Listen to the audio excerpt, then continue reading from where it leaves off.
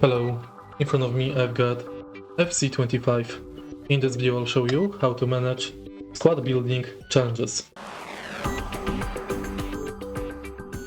In the beginning, let's go to Ultimate Team, open squad building challenges, and here we've got many challenges for player, upgrades, challenges, and foundations. Enter category, and now follow the challenge. For example, exchange 2 items for reward.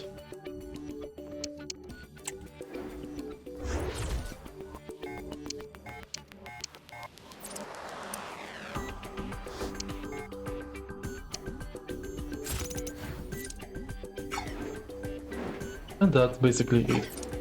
If you find this video helpful, please leave like, comment and subscribe.